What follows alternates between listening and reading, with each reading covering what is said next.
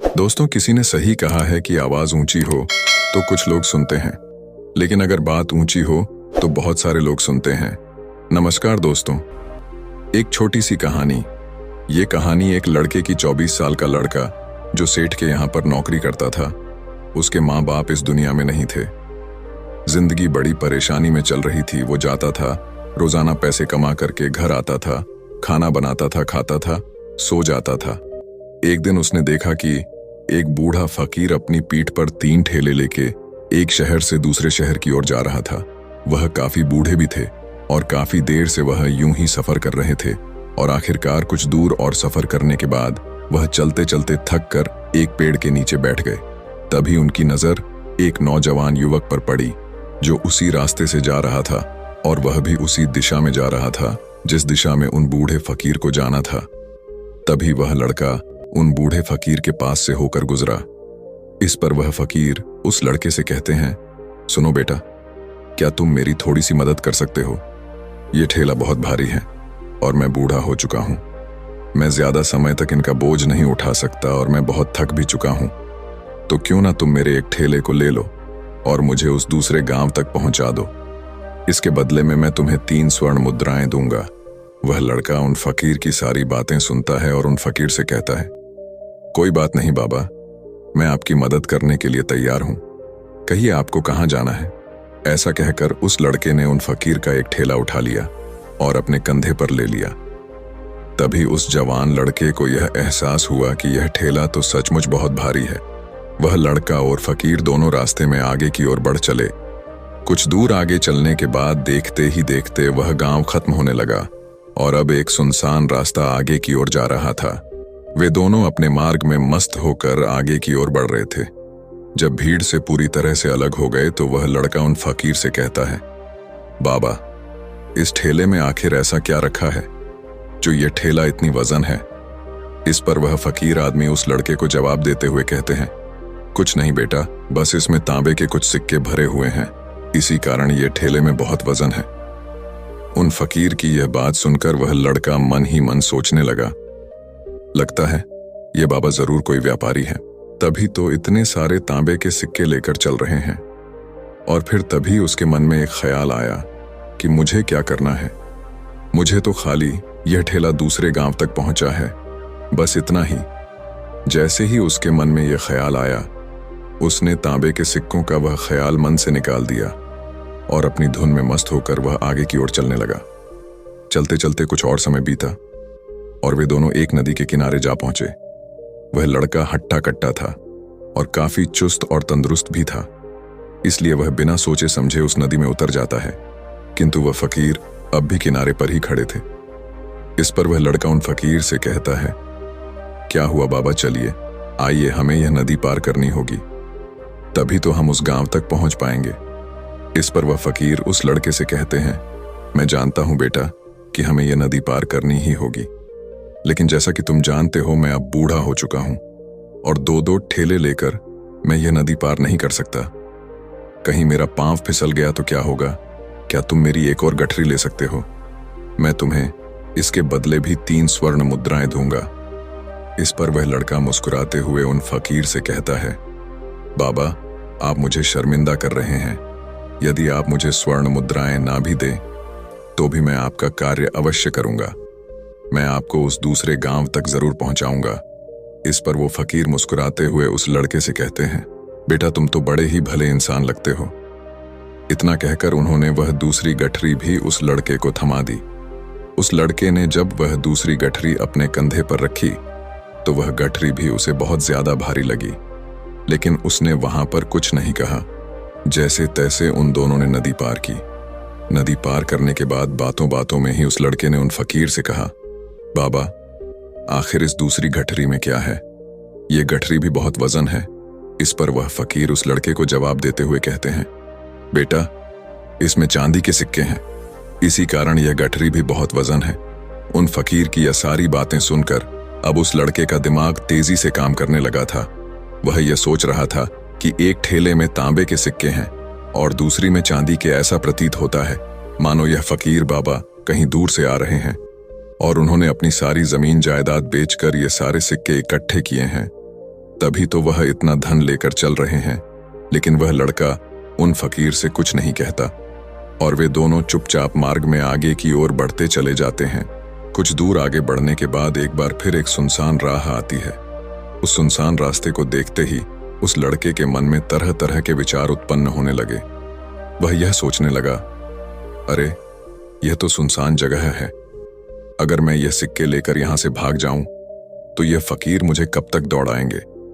मुझे नहीं लगता कि मुझे कभी पकड़ पाएंगे और यहाँ पर कोई है भी नहीं जो इनकी मदद कर पाए। और वैसे भी ये बहुत सारे सिक्के हैं, मैं इनसे एक अच्छी दुकान खरीद सकता हूँ, अपना नया व्यापार शुरू कर सकता हूँ। और वैसे भी ये बूढ़ा फकीर अब इन पैसों का क्या करेगा, इससे अच्छा तो मैं ही इन्हें रख लेता हूँ। वह लड़का यह सब बारे में सोच ही रहा था, तभी अचानक उसे खुद पर आश्चर्य हुआ।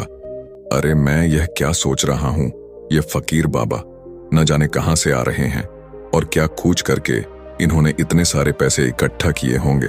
मुझे इनका फायदा नहीं उठाना चाहिए। नहीं नहीं, मुझे ऐसा नहीं करना चाहिए। उसने कुछ देर के लिए तो अपने मन के विचारों को काबू कर लिया, लेकिन कुछ देर बाद उसके मन के विचार उस पर देखते ही देखते हावी होने लगे। वह लड़का 2 ठेले लेकर उन फकीर के पीछे पीछे चल रहा था और कुछ दूर आगे चलने के बाद एक पहाड़ी आई। इस पर वह फकीर बाबा उस लड़के से कहते हैं, बेटा यह पहाड़ी मैं नहीं चढ़ पाऊंगा। मैं काफी बूढ़ा हो चुका हूं और मेरे घुटनों में भी दर्द रहता है। यदि तुम मेरी तीसरी गठरी भी ले लो तो मैं तुम्हें 3 और स्वर्ण मुद्राएं दूंगा, लेकिन याद रखना इसे कहीं गिराना मत, कहीं ये गठरियां खुल ना जाए। इस पर वह लड़का उन फकीर से कहता है, क्यों बाबा, आखिर इसमें ऐसा क्या है। इस पर वह फकीर उस लड़के से कहते हैं, बेटा इसमें स्वर्ण मुद्राएं हैं। यह सुनकर वह लड़का मन ही मन बहुत प्रसन्न हुआ। उसने चुपचाप वह गठरी भी उन फकीर से ले ली और देखते ही देखते वे दोनों मार्ग में आगे की ओर बढ़ने लगे। अब वह फकीर बिना कोई वजन लिए हुए आराम से पहाड़ की चढ़ाई पर चढ़ रहे थे, किंतु वह नौजवान लड़का जो पीछे था वह वजन के कारण बहुत धीरे धीरे चल पा रहा था। लेकिन जब से उसने सोने का नाम सुना था उसका मन तो छलांग मार रहा था। वह मन ही मन सोच रहा था, अगर मुझे यह सारा धन मिल जाए तो मेरा पूरा जीवन तो आराम से कट जाएगा। वैसे भी यह बाबा तो बूढ़े हो चुके हैं, भला इन्हें इतने पैसों की क्या जरूरत है, इनका जीवन तो वैसे भी कट चुका है। मैं एक काम करता हूं, यह सारे पैसे लेकर यहां से भाग जाता हूं। लड़के के मन में अनगिनत विचार उठ रहे थे। लड़के का मन अब उसकी बुद्धि पर पूरी तरह से हावी हो चुका था और उस लड़के का मन अपनी बात को सही साबित करने के लिए उससे कुछ भी कह रहा था। और तभी उस लड़के के मन में एक और विचार उत्पन्न हुआ और अब की बार वह लड़का यह सोच रहा था, लगता है यह फकीर बाबा कोई चोर है, वरना इनके पास इतनी सारे स्वर्ण मुद्राएं कहां से आएंगे। अगर ये कोई व्यापारी होते तो भला ये इस तरह से पैदल यात्रा तो नहीं करते, और अगर इनके पास इतने सारे पैसे थे तो ये कोई ना कोई साधन भी तो अवश्य कर सकते थे।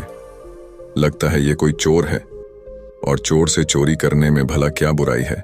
ये सोचता हुआ वह लड़का अब उन फकीर से तेजी से आगे की ओर बढ़ रहा था और देखते देखते वह फकीर से आगे भी निकल चुका था।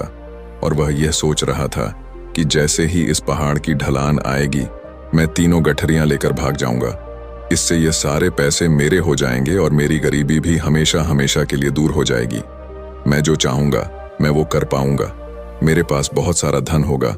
और देखते देखते वह दोनों पहाड़ की चोटी पर पहुंच गए और अब ढलान का रास्ता शुरू होने वाला था। तभी वह लड़का उन फकीर से नजरें बचाकर वह 3 गठरियां लेकर भागता हुआ आगे बढ़ गया। अब उसे अपना शरीर बहुत हल्का महसूस हो रहा था, मानो उसे उन 3 ठेलों का वजन तक न मालूम पड़ रहा हो। काफी दूर दौड़ते दौड़ते किसी तरह से वह अपने आप को बचते बचाते अपने घर पहुंचा। उसके खुशी का कोई ठिकाना नहीं था। उसने सोचा, क्यों ना मैं जल्दी जल्दी इन गठरियां में से वो सारे पैसे निकाल लूं। यह सोचकर जब उसने गठरियां खोली तो पहली गठरी में उसे लोहे से जंग भरे हुए सिक्के मिले। यह देखकर उसे यकीन नहीं हुआ। इस पर उसने फटाफट दूसरी गठरी भी खोल डाली, उसमें भी उसे लोहे के जंग लगे हुए सिक्के ही निकले। यह सब देखकर वह लड़का बड़ा हैरान था। आखिर यह सब क्या हो रहा है? उन फकीर ने तो मुझसे और ही कुछ कहा था। अब उसने वह सोने वाली गठरी खोली और उसमें भी लोहे के जंग लगे हुए सिक्के ही निकले। यह देखकर वो लड़का बड़ा क्रोधित हुआ। उसने सोचा, उन फकीर ने मुझसे झूठ क्यों कहा? उन्होंने मुझसे ऐसा क्यों कहा कि एक में तांबे के सिक्के हैं, एक में चांदी के और तीसरे में स्वर्ण मुद्राएं हैं? वह यह सब सोच ही रहा था कि तभी उसकी नजर उस थैले में पड़े एक पत्र पर पड़ी। उसने वह पत्र उठाया और उस पत्र में लिखा था, यह पूरा नाटक ईमानदार व्यक्ति की खोज करने के लिए रचा गया है और मैं इस राज्य का राजा हूं। मेरी कोई संतान नहीं और इसीलिए मैंने यह षड्यंत्र रचा है ताकि मैं अपने राज्य में किसी एक ऐसे ईमानदार व्यक्ति की खोज कर सकूं जो मेरे बाद इस राज्य का राजा बन सके और इस राज्य भार को संभाल सके। और इस राज्य का भार वही संभाल सकता है जो पूरी तरह से ईमानदार हो, जिसके मन में किसी प्रकार का कोई लालच ना हो। इतना पढ़ते ही वह लड़का जोर जोर से चिल्लाने लगा। वह सर पकड़कर बैठ गया। वो यह जानता था कि यदि वह अपने मन के विचारों पर काबू कर लेता तो उसका जीवन संवर सकता है, लेकिन वह अपने मन के विचारों पर काबू नहीं कर पाया। दोस्तों, महात्मा बुद्ध कहते हैं कि मन ही सब कुछ है। आप जो सोचते हैं वही बनते हैं। इसलिए आपका सबसे बड़ा दुश्मन भी आपको उतना नुकसान नहीं पहुंचा सकता जितना कि आपके मन के यह अनियंत्रित विचार पहुंचा सकते हैं। महात्मा बुद्ध कहते हैं, अपने भीतर ध्यान से देखो। हमारे भीतर जो विचार चल रहे हैं वही विचार शब्द बनते हैं और शब्द कर्म के रूप में प्रकट होते हैं। बार बार दोहराने पर कर्म बर्ताव में बदलता है और धीरे धीरे समय के साथ बर्ताव चरित्र में परिवर्तित हो जाता है और यही चरित्र हमारे भाग्य का निर्माण भी करता है। इसलिए हमें हमेशा अपने विचारों के प्रति सजग होना बहुत आवश्यक है। हमें जागरूक होना बहुत आवश्यक है। हमें यह जानना जरूरी है कि हमारे मन में किस प्रकार के विचार आ रहे हैं। आगे महात्मा बुद्ध कहते हैं कि कमजोरी हमेशा छोटे विचार से शुरू होती है। यह एक बीज के रूप में होती है और यदि इस बीज को नष्ट न किया जाए तो यह छोटा सा विचार बहुत जल्द ही एक विशाल वृक्ष का रूप ले लेता है और हमारी बुद्धि की सोचने और समझने की क्षमता को पूरी तरह से नष्ट कर देता है। जिस प्रकार आपने इस कहानी में देखा किस प्रकार उस जवान लड़के का मन उस पर हावी हो चुका था और उसकी सही और गलत सोचने की क्षमता पूरी तरह से नष्ट हो चुकी थी, जिस कारण वह यह समझ नहीं पाया कि उसे क्या करना चाहिए और उसके लालच ने उसके भीतर इतनी ऊर्जा भर दी कि वह तीनों ठेले उठाकर इतनी तेजी से वहां से भागता आगे भी बढ़ गया। इसीलिए जब आपके मन में पहली बार कोई गलत विचार उत्पन्न हो तभी उसे जड़ से उखाड़ देना चाहिए, अन्यथा वह विशाल वृक्ष का रूप लेगा और आपको किसी न किसी गलत राह पर वह ढकेल ही देगा। आप चाहकर भी उसे रोक नहीं पाएंगे। लेकिन अब आपके मन में यह प्रश्न उठ रहा होगा कि हम भला अपने मन के विचारों को कैसे नियंत्रित करें। हमारा मन तो इतना चंचल है, वह इतना शक्तिशाली है कि वह हम पर हावी हो ही जाता है। हम चाहकर भी उस पर नियंत्रण नहीं कर पाते। इसका जवाब में महात्मा बुद्ध हमें दो बातें समझाते हैं। पहली बात, सही इरादा विकसित करो। कई बार आपने देखा होगा कि आपके मन में कुछ और होता है किंतु आप कहते कुछ और है, क्योंकि आपके मन के भीतर जो कुछ बसा है वही आपके मुख से बाहर भी निकल रहा है। लेकिन जब हमसे वह गलती हो जाती है तो उसके बाद हमारा मस्तिष्क अच्छी तरह से काम करना शुरू कर देता है। हमारे सोचने और समझने की क्षमता एक बार फिर से जागृत हो जाती है और ऐसी अवस्था में हमें यह एहसास होता है कि हमसे गलती हो गई है और फिर हमारा मन दुखी हो जाता है।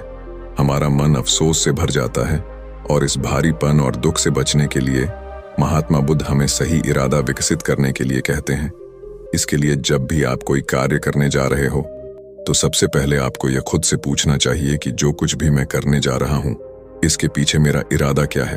क्या मैं दूसरों को दुख पहुंचाना चाहता हूं या दूसरों को नीचा दिखाने जा रहा हूं या मुझे खुद को ऊपर उठाना है। खुद से सवाल कीजिए, खुद को जागृत कीजिए।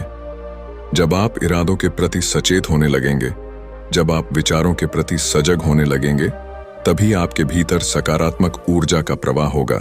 तभी आप सकारात्मक इरादों से जुड़ने लगेंगे और आपके मन के भीतर बसी हुई वह नकारात्मक ऊर्जा और नकारात्मक इरादे दिन ब दिन कम होने लगेंगे।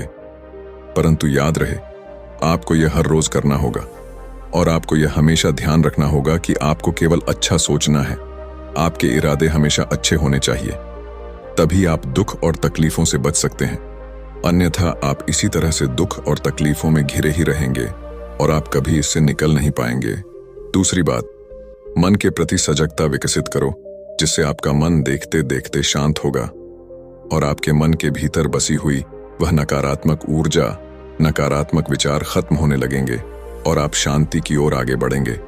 और आपको इसके लिए बस इतना ही करना है कि इस पल में जो कुछ भी हो रहा है, आपकी आंखों के सामने आपके भीतर जो कुछ भी जैसा भी चल रहा है, बस उसे देखते रहना है।